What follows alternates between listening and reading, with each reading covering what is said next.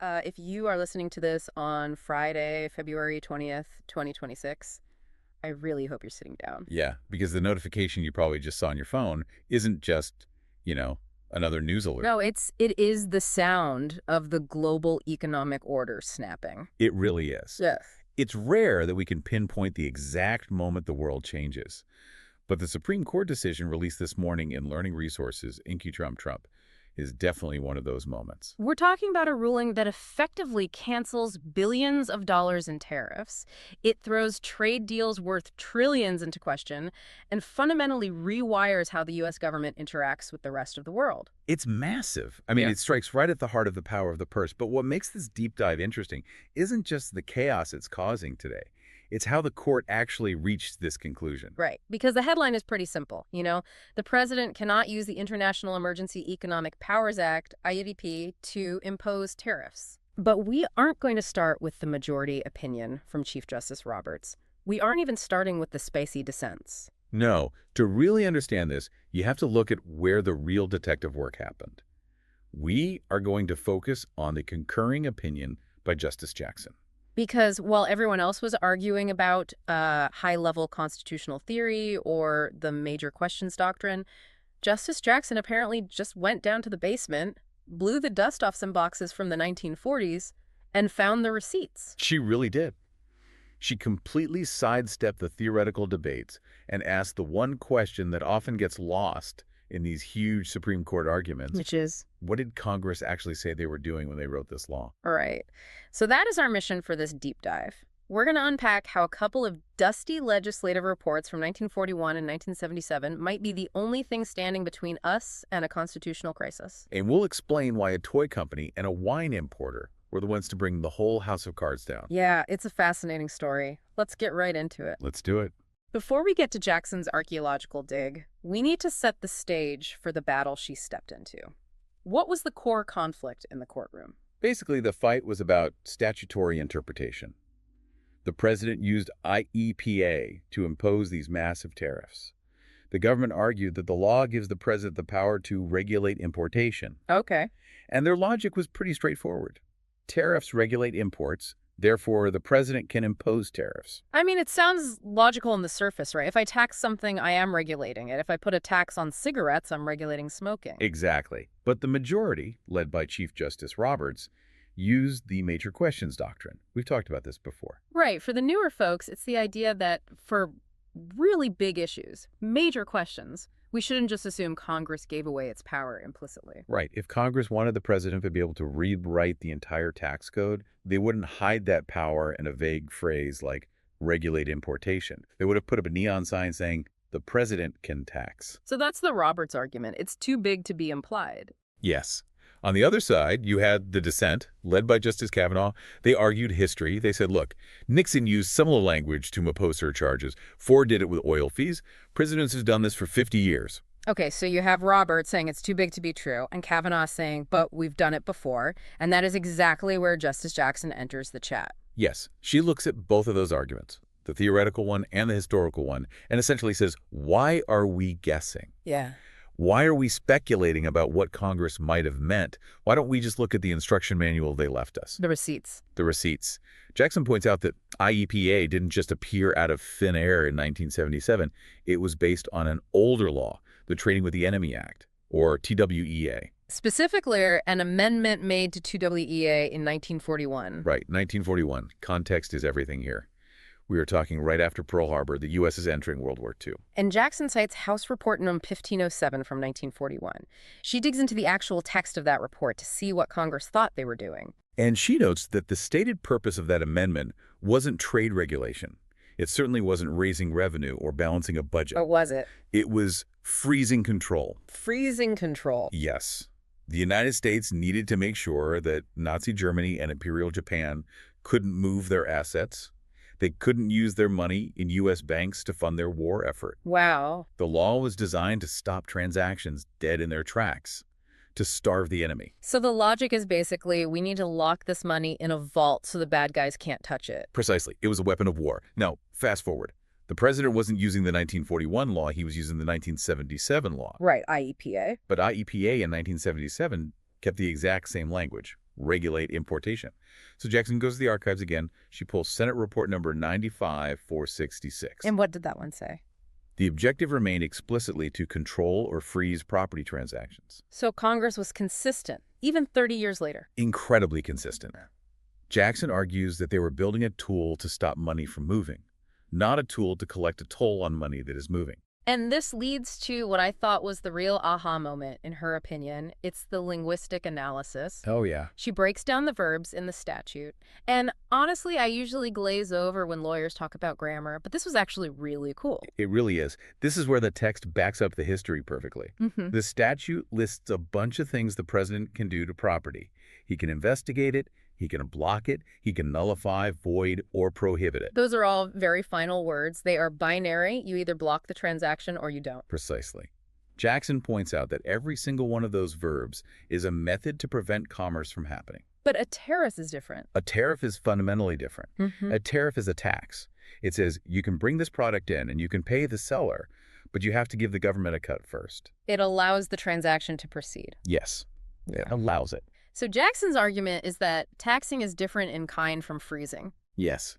She argues that interpreting regulate to include tax actually overrides Congress's expressed purpose. If the purpose is to freeze assets, to stop the flow, allowing them to flow in exchange for a fee, is literally the opposite of the law's intent. It's a pretty brutal critique of her colleagues, too. She's basically saying, you guys are doing legal gymnastics with your major questions and your historical precedents. And I'm just reading the legislative diary. It's a very originalist move from a justice who isn't typically associated with that label. She says the court's role isn't to guess what powers the president should have during an emergency. It's to give effect to the will of the people, as written in those reports. So that is the legal weapon that killed the tariffs. But we really need to zoom out for a second, because this didn't just happen in a vacuum. Right. Why were we even in court? What actually happened on the ground to trigger this massive lawsuit? We have to rewind to the beginning of the administration. President Trump declared two distinct national emergencies. And I think it's important to note, usually when we hear national emergency, we think of immediate physical threats. Hurricanes, terrorist attacks, pandemics. Right, but these were economic. Mostly. The first emergency was regarding drug trafficking, specifically the influx of fentanyl from Mexico and China. The president determined this was a public health crisis, which is a fair argument. Sure. But the second emergency was regarding large and persistent trade deficits. He declared a trade deficit a national emergency. Yes. He argued that the deficit was hollowing out American manufacturing and undermining supply chains. And once he declared those emergencies, he unlocked IEPA. And that's when the hammer dropped. It was a sledgehammer. He imposed a 25% duty on most imports from Mexico and Canada. He put a 10% duty on China, which was later raised to 20%, and on some specific goods, the effective rate hit 145%. 145%. That's not a tax, that's a prohibition by other means. It's prohibitive, yes. But he didn't stop there. He imposed reciprocal tariffs on all imports from all trading partners. If a country taxed U.S. goods, we taxed theirs. So we aren't just talking about a targeted sanction on a bad actor. We are talking about a global economic shift. Correct. And that brings us to the plaintiffs. You mentioned them earlier, Learning Resources, Inc., and VOS Selections. I love that it's these two specific companies. It makes it so real. Learning Resources makes educational toys, plastic counters, play money, that sort of thing. And VOS Selections imports wine. It really highlights the breadth of the impact. You have toys and wine, two things that have absolutely nothing to do with fentanyl or national security threats getting hit with massive bills. Right. They sued, arguing simply, the president can't do this. They said IEPA lets you regulate importation, sure, but it doesn't let you rewrite the tax code. And that brings us back to Chief Justice Roberts and the majority opinion. We touched on the major questions doctrine, but I want to dig a little deeper there, because Roberts used a really interesting analogy to explain why regulate doesn't mean tax. He did. The government kept saying regulate means control, and taxes control behavior. And Roberts said, sure, taxes regulate, but that doesn't mean the power to regulate includes the power to tax. He used the SEC as the example, right? It's a perfect comparison. Yeah. The Securities and Exchange Commission has the power to regulate stock trading. But no one thinks the SEC can suddenly decide to put a 10% tax on every single stock trade just because taxes regulate behavior. That makes a lot of sense. The power to tax is distinct. It's the power of the purse. and the Constitution gives that strictly to Congress, not the regulators. And Justice Kagan threw in some math to back this up in her concurrence. I love this part. She looked at the structure of IEPA. It pairs 9 verbs like investigate, block, prohibit with 11 objects. That creates 99 possible combinations of actions the president can take. And she asks, how many of those look like taxes? Exactly. She argues that 98 of those combinations are clearly about banning, blocking, or seizing. Only one tortured interpretation, the government's definition of regulate importation, would allow for a tax. She literally calls it the odd man out. It's the Sesame Street test. One of these things is not like the others. If you have a list that says arrest, detain, imprison, and charge a fee, the fee sticks out. It doesn't fit the category. So you have Jackson saying the history proves it's about freezing, you have Roberts saying the stakes are too high to guess, and you have Kagan saying the text doesn't fit. Right. It sounds like a slam dunk. But it wasn't unanimous. No, it wasn't. And we really have to give credit to the dissent because Justice Kavanaugh, joined by Thomas and Alito, made a very strong argument based on how Washington actually works. This is the we've done it before argument. It is, but it's more nuanced than that. Kavanaugh argues that regulate importation has historically included tariffs, and he brings receipts of his own. Like Nixon. Nixon is the big one. In 1971, Nixon declared a national emergency regarding the balance of payments. He imposed a 10% surcharge on imports. And what law did he cite? The predecessor to IEP-2, the one with the exact same regulate importation language. And the courts upheld it. You did. Then you have President Ford in 1976. He imposed fees on oil imports using similar language in a different statute, and the Supreme Court upheld that too in a case called Algonquin. So Kavanaugh's asking a fair question. If Congress passed IEPA in 1977, literally a year after the Supreme Court said yes, regulate includes fees, and 6 years after Nixon did it, didn't they essentially sign off on it? That is his argument.